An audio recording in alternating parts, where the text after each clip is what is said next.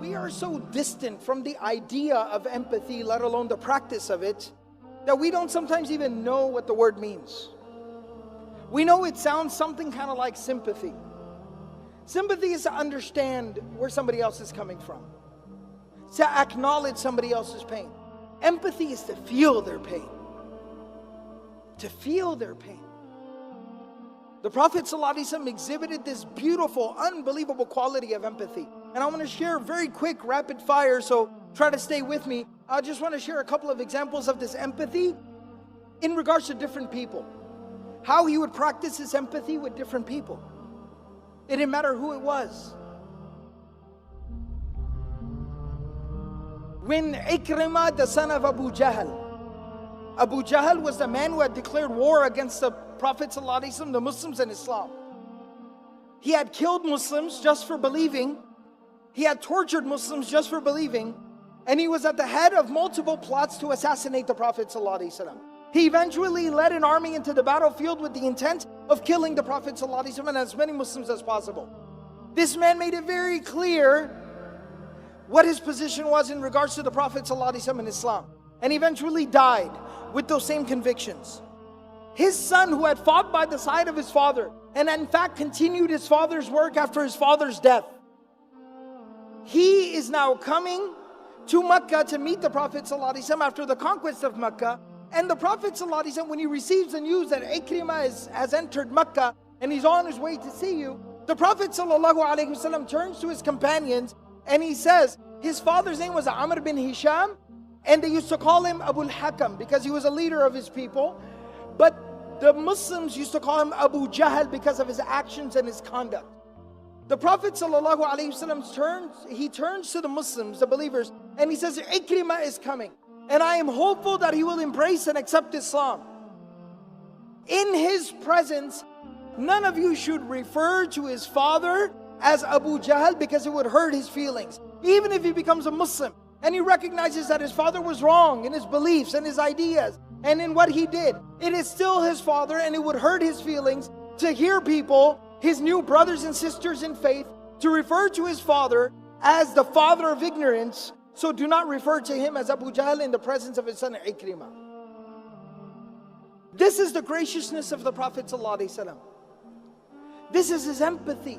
He was able to put himself into Ikrimah's shoes and understand how he would feel in that situation. One of the main conspirators against the Prophet ﷺ, the head of the munafiqun, the hypocrites in Medina, Abdullah bin Ubay bin Sulul, when his son comes to the Prophet ﷺ saying that my father has died, and I know that he was completely opposed to you, and he said terrible, reprehensible things about you, but he was my dad and I worry about him.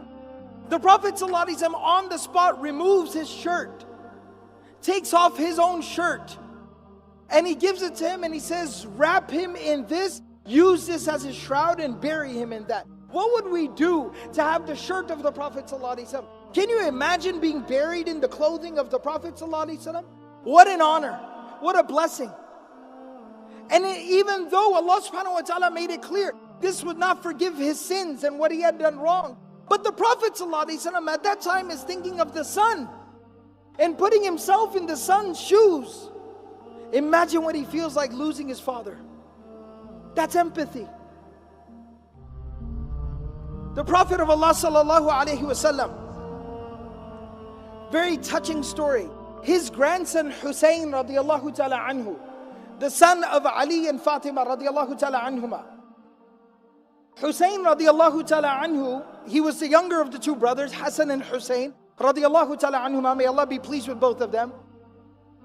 The younger one, he used to stutter. He had a very severe stutter, to the point where he could not even complete a sentence. It would take him forever to finish a sentence. And what makes it even worse is, as a child, this is very, very traumatic and very detrimental to the development of a child. What makes it even more difficult is the fact that the older brother, Hassan radiallahu anhu, was very, very eloquent and well-spoken and a very gifted public speaker. So think about the pressure that put on the younger brother, stuttering so much. And so he used to stutter so much. And you know, when kids start to get a little bit older, they're 4 or 5 years old, they start to develop a little bit of, courage, and they like to talk. One time, the Prophet ﷺ is sitting with quite a few companions, and his grandsons are sitting with him, and the younger one who stutters, he starts to chime in and say something. Because they love their grandfather, they're used to talking to him, he starts to say something. And the Prophet ﷺ used to afford each and every person so much respect that when somebody would speak, he would become quiet. He would not just turn towards them with his face, he would turn towards them with his chest, and he would look at them while they spoke. And so he starts to speak, and the Prophet ﷺ stops and turns towards him. And so everybody there also starts to listen, and the kid is stuttering so badly that it starts to become awkward. And some of the people naturally, not viciously, not maliciously, some of the people naturally, they start to kind of exchange some glances, almost feeling bad for the kid, because he cannot even get through a single sentence.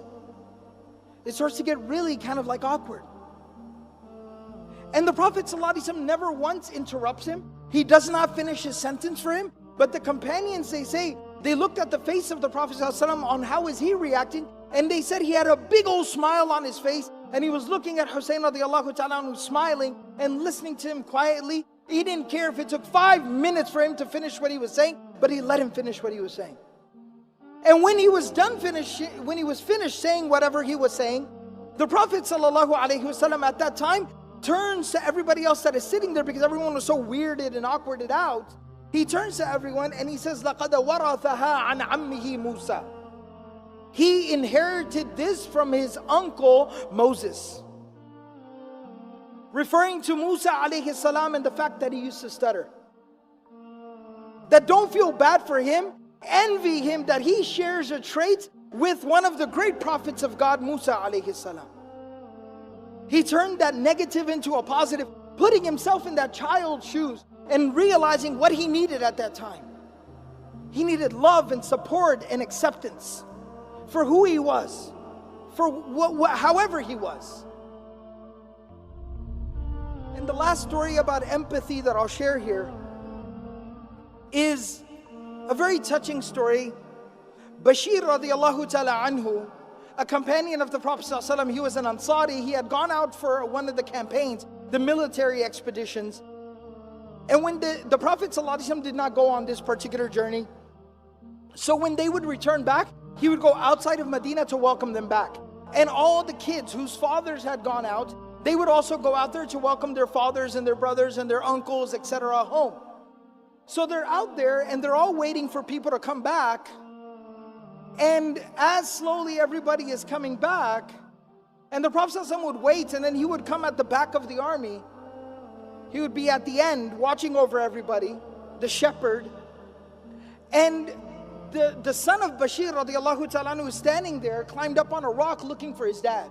And he sees people keep on coming. He keeps asking, have you seen my dad? Have you seen my dad? And he doesn't see his father. Finally, when he sees the Prophet ﷺ riding in the back, he realizes, that means my father did not return. And he starts to cry. This child starts to cry because he realizes my dad isn't coming back home. He died. And the Prophet ﷺ stops.